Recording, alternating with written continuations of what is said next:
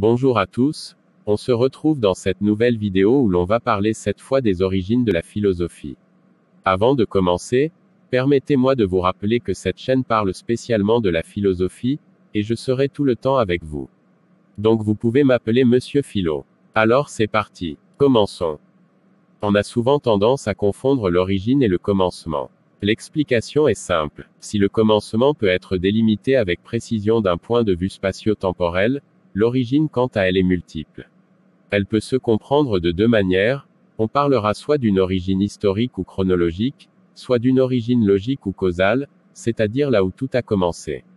Écoutez bien ceci. L'origine historique suppose un processus historique qui a conduit à l'émergence du discours philosophique, tandis que l'origine causale suppose une étude des différents éléments qui se sont accumulés pour élaborer un discours neuf. Bien sûr, il y a des exceptions comme la théorie de Cheikh Anta Diop que nous verrons tout à l'heure. Ainsi, pour répondre à la question qu'est-ce que la philosophie, il faut forcément remonter dans l'histoire pour saisir les différentes causes qui se sont combinées et qui ont favorisé l'émergence de la philosophie.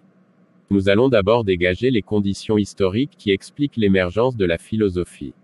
Ensuite, nous verrons les causes logiques. C'est parti. Commençons par l'origine historique. Certains attribuent à la philosophie une origine orientale en disant qu'elle est née en Égypte.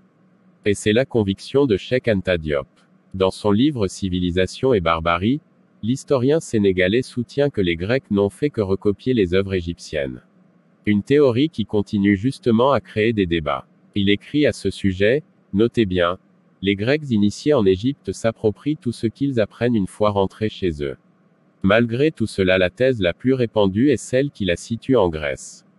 Mais l'historien sénégalais n'a pas tort, car les Grecs n'ont jamais nié avoir appris des Égyptiens, mais ils ont aussi utilisé leurs connaissances dans le but d'une perspective radicalement nouvelle. Au VIe siècle, il s'est produit ce que les historiens appellent le miracle grec.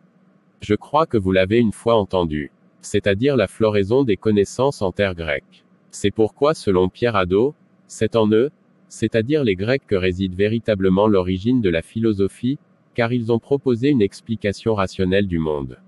Bien, maintenant que nous avons assez parlé de l'origine historique de la philosophie, passons à l'origine causale ou logique. Selon notre cher Platon, c'est l'étonnement qui est à l'origine de la philosophie. Alors qu'est-ce que c'est l'étonnement? Eh bien, c'est un état d'émerveillement, de surprise devant l'inconnu.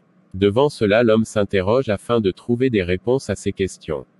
C'est pourquoi Aristote disait, c'est l'étonnement qui poussa hier comme aujourd'hui les premiers penseurs aux spéculations philosophiques. L'étonnement philosophique est l'état de fascination devant des phénomènes inconnus. L'homme met en œuvre ainsi son ignorance, et c'est sans doute pour cette raison qu'Aristote a dit, apercevoir une difficulté et s'étonner, c'est reconnaître sa propre ignorance. Autrement dit, qui dit étonnement, dit interrogation, et c'est celui qui s'interroge qui part à la quête de la vérité. Voici donc, l'origine logique de la philosophie. Donc si en classe vous n'avez pas eu l'occasion d'étudier l'origine de la philosophie, vous avez eu beaucoup de chance de tomber sur cette chaîne. Il est très important de connaître l'origine de la philosophie. En espérant vous revoir bientôt, je vous donne rendez-vous très prochainement pour une autre vidéo sur la chaîne Philosophia.